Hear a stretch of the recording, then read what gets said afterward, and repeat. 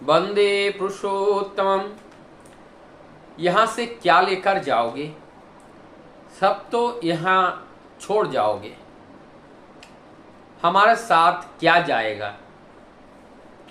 ये जो विचार जब हमारे मस्तिष्क पटल पर आती हैं तो हमारे जीवन में चलने का राह बहुत स्पष्ट हो जाता है।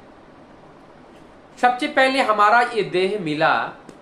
ये देह कहाँ से आया? यह हमारी एक माता पिता के माध्यम से ये देह मिला। ये जितने भी ऐश्वर्य, चाहे वो घर हो, द्वार हो, गाड़ी हो, हमारे ऊंचे ऊंचे डिग्री हो, अच्छे पोस्ट में सुशोभित हो रहा हो, ये सारे चीज एक दिन ना एक दिन समाप्त हो जाता है। समय के अनुसार एक दिन इसका जो अस्तित्व है वो समाप्त हो जाती है, और अस्तित्व समाप्त होते ही हमने इतने दिन जो मेहनत किया और अस्तित्व समाप्त हो गया, तो इसका मतलब वो मेहनत हमने बेकार किया। एक्चुअली भौतिक जगत में ठीक ऐसा ही है। यहां पे कुछ मिलने वाला नहीं है। यहां दुख के अलावा और कुछ हाथ नहीं लगता है।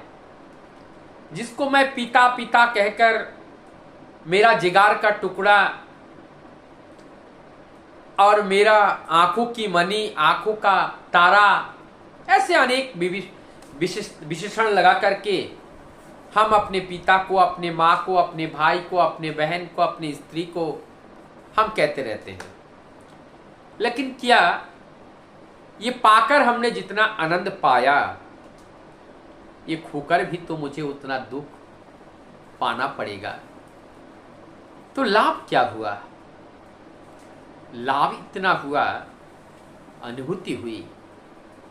मां रहते हुए कितना आनंद आता है और मां जाने के बाद कितना कष्ट होता है।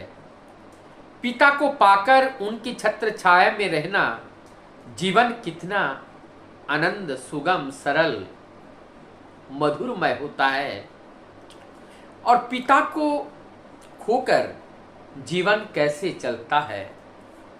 तो अर्थात एक तरह का अनुभूति होती है, और इस अनुभूति जीवन में अर्जित करने के बाद यदि चलते हुए जीवन पर मैंने कोई गलती किया, उस बात को लोगों के सामने रख करके आने वाला जो जनरेशन है, उन पीढ़ी के द्वारा वो गलती ना दोहराया जाए जो मैंने गलत किया है। हमने अपने जीवन का संपूर्ण जीवन, संपूर्ण शक्ति हमने केवल इस जगत के इस ऐश्वर्य, ये भौतिक जड़ वस्तु को एकत्रित करने में लगा दिया। तो क्या ये जो मैं एकत्रित करके यहाँ पे रख रहा हूं, मैं जब हमारे देह के अंदर से वो मैं निकल जाएगा, वो प्राण निकल जाएगी, तो क्या हमारे द्वारा इस देह के द्वारा कमाए हुए इसमें से कौन सा अंश लेकर के जाएगा, या कुछ अंश लेके जाएगा या नहीं जाएगा? ये पहले हमें समझना पड़ेगा। हाँ, कुछ तो लेके जाएगा, क्योंकि देह के अंदर कुछ तो है कि जिसके निकाल जाने के बाद ये गलना शुरू हो जाता है, ये सड़ना शुरू हो जाता है। तो हमें कुछ ऐसा कमाना है जब देह से निकल जाती है और हम भी उसके साथ चला जाएं। और वो क्या है? वो है एक भाव। वो है एक भाव, एक भाव को ली जाती है। इमोशन, एक तरीके का इमोशन, एक आवेग, एक संवेग, परम पिता का उस संवेग को।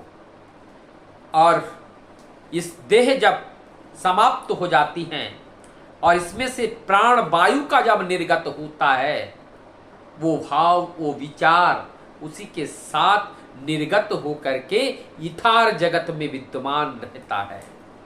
अर्थात हम जिस चिंतन के साथ प्राण को छोड़ते हैं, जिस चिंतन के साथ प्राण को छोड़ते हैं, कहो, या हम देह को छोड़ते हैं, और वही प्राण, वही शून्य, ये से महाशून्य के साथ विलीन हो जाते हैं और वो रहते हैं और उनका पुनः आविर्भाव भी होता है, किसी ना किसी योनि को प्राप्त करता है, क्योंकि उनका प्रारब्ध वो कटाने प्रारब्ध को क्षय करने के लिए पुनः इस धरती पर आते हैं। तो हमें साथ लेकर के क्या जाना होगा? परम पिता का कार्य, और उस परम पिता के कार्य में सम्मिलित अगर हम नहीं रह पाए सॉरी, तो हम इस देह छोड़ने के साथ वो नहीं ले जा पाएंगे। जैसे इस देह के द्वारा अगर किसी के प्रति आपने उपकार किया, जब ये देह नहीं रहेगा तो इस देह की अच्छी गुणगान करेंगे, एक भाव होगा, चले जाने के बाद भी लोग याद करेंगे। ये रह जाता है और ये चिरंतन रह जाता है और वही साथ में रहता है। वंदे पुरुष।